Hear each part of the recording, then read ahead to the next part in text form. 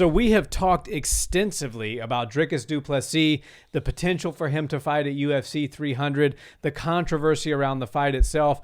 But what I want to talk about today specifically is Sean Strickland. Mm-hmm. And Sean kind of finds himself in a very unique place because I personally believe that Sean is a top 3 draw right now in the UFC. The way he won the belt, his character, personality, and lifestyle that came out after he was the champion, the fact of the way he fights, the way he is at a press conference, the way he answers questions to a reporter, makes him one of the UFC's biggest draws.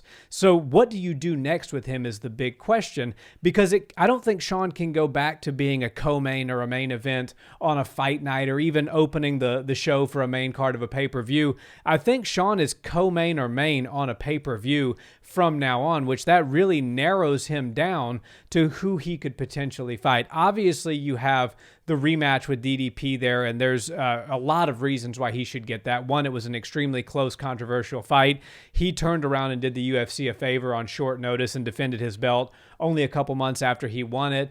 There's the winner of Whitaker and Costa that's coming up. You know, that could be a potentially big fight for Sean to take on. Khamzat Chimaev is looming. That could be, if the UFC decides to go Izzy versus DDP because of the storyline there, maybe they make Boers versus Sean, and that would be an electric fight. That almost could be a non-title pay-per-view main event, in my opinion. Yeah. But just want to get your thoughts. Where does Sean Strickland go from here? Because I think the matchmakers actually have a tougher job with him right now than I would have originally thought. Well, I couldn't agree with you more when you talk about his rise. We talk about meteoric rises on this channel all the time, and this sport is full of them. We do see these guys that really do just catch lightning in a bottle and they shoot to the top. And I know Sean Strickland's been around for a really long time. He had that short stint where he was out and then he came back in. And this Sean 2.0 is like nothing we've ever seen before. But the stardom that he has reached from getting the belt to now is insane. Huge. Like, we haven't seen anything grow quite like that in a really long time. And I think the reason people love Sean Strickland is because he's real, he's authentic, he speaks the truth, he speaks what's on his mind, he's a flawed human, and everybody can relate to him on some sort of a level. Obviously, he says things that ruffle some feathers and certain people get offended by it or whatever, but he couldn't care less, and really 99%, neither could the fans. Yeah, 99% of the world couldn't care less. So Sean Strickland is just that guy. He's got the it factor, and he doesn't even mean to have it, right? There's like 3 different spectrums of an entertainer in the fight space. You've got Sean, who's as real and raw and authentic as you can possibly ask for. You've got Colby Covington, who is apparently 2 completely different people, one on camera and one off camera, and sometimes he seems a bit scripted, and that's why people don't cling on to him quite as much as they have Sean recently. And then you've got Conor McGregor, the consummate professional who knows how to balance those 2 areas of real, authentic human and character, and he can do it almost seamlessly and perfectly, especially back in his heyday. And that's why I think it's such a special thing you have right now with Sean Strickland, because he is becoming a massive star. I do think that this is just the tip of the iceberg with Sean. I think people are going to want to see much more of him. I don't think his days as a top contender, his days as even a champion are over. I think he could find himself right back in there, and I couldn't agree more that he doesn't belong anywhere but on the top of the bill, likely for pay-per-views. And I don't think he lost any stock in that fight against DDP. I know he didn't get his hand raised, and so now he's not going to make those pay-per-view points that he would have been making as the champion. But man, Sean Strickland is a star. He's got the skills to compete with the best in the world, and now he needs to be in meaningful matchups, because the UFC has a really hard time matching guys that hit that star power and they get up so big that the UFC can't afford to do anything but put them on the top of the bill of a pay-per-view, strictly numbers-wise. And Sean Strickland is quickly joining that small little subgroup of guys. Conor McGregor, Izzy, the list is only very about small. Yeah, it's about as big as my hand. Sean has quickly just jumped into that pile of guys, and I think that Sean Strickland is a main event guy, and not only that, he needs to be on pay-per-views. Yeah, Nate Diaz, Jorge Masvidal, Conor McGregor, right. These are guys that can main event UFC cards without having a title on the line. Right. And I put Sean in that category now. Sean is kind of becoming the people's champion, the urban legend. Out of nowhere. As you said, he's unabashedly himself, right. And that's what makes him a star. And that's why I think in a world today, 2024, where we see a lot of fake and we see a lot of acting in a lot of different realms, not just MMA, it makes people cling to the authentic, because things have been so inauthentic for a long time that people like Sean Strickland are seen as a breath of fresh air, Yeah. and people really can relate to him. So with regards to matchmaking for him, I see a couple of options. One, Khamzat Chimaev, because obviously those are two megastars. You could make that a pay-per-view event without having a belt on the line. And if the UFC does decide to go DDP versus Izzy because of the built-in storyline there, that could certainly set up as a beautiful number one contenders match. For sure. Obviously, he could roll right back into the DDP rematch, but it looks like DDP may be the headliner, the champion at the top of the bill for UFC 300. Yeah. So do they want to turn around and put what was a controversial split decision rematch at the top of the bill for 300, or does that not feel UFC 300 caliber? I don't know. That's for the matchmakers to decide.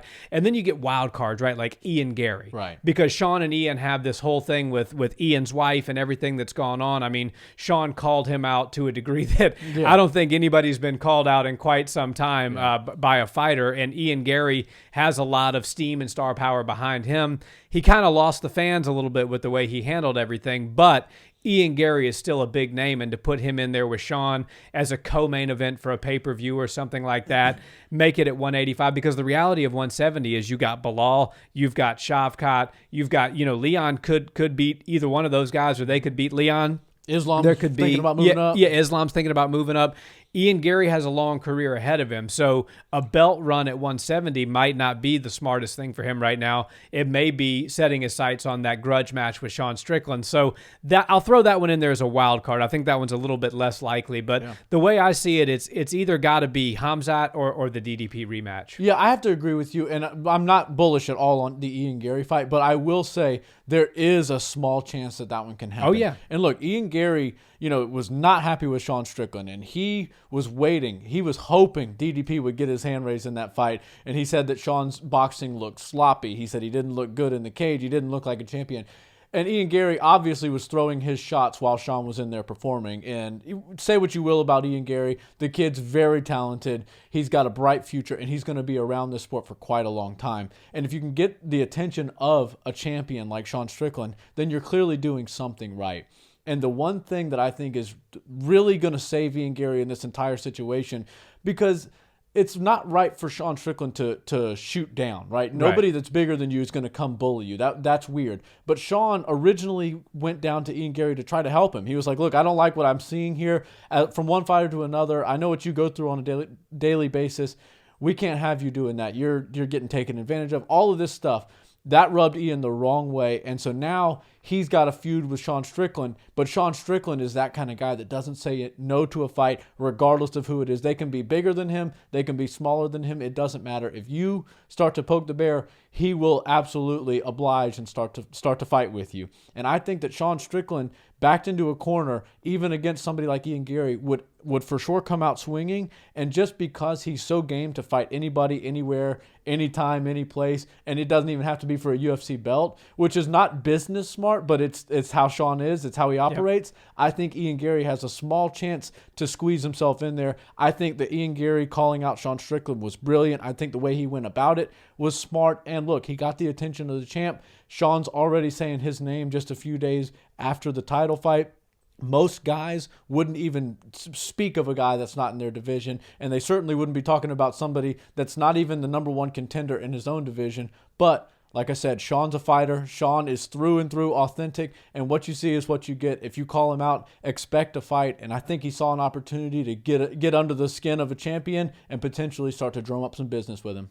Yeah, and I think for sure if Ian Garry defeats Jeff Neal at this next upcoming pay-per-view in February, that he's going to call Sean out. I agree. There's no doubt about it. So it's only a matter of, do the matchmakers actually want to go down that route and have some fun? And look, while things shake out and things at 85 and 70, maybe they decide to have some fun with that fight. It just depends on, do they want to give Sean that immediate title rematch, and do they want to continue Ian Garry down the path of, a title run at 170, right, or do they have some other people that they think are probably going to grab the title? I certainly do. I think there's people at the top of 170 that would beat Ian Garry pretty handily, and then, make way for Izzy to come back and do his thing with DDP. Yeah. It makes sense. I would like to see it just from the built-in storyline. I think it's a fun fight. I think it's a very favorable fight for Sean to get back into the win column. So we'll see. But my money, if I had to just tell you one name out of the hat right now, I think Sean's going to fight next, it would be Khamzat Chimaev.